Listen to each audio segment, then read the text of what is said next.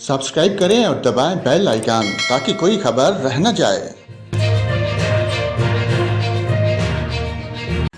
और नाजरीन, आपको बताएं, लाहौर के मुख्तलिफ इलाकों में तूफ़ानी बारिश जबकि कई मकामात पर सालाबारी भी हुई।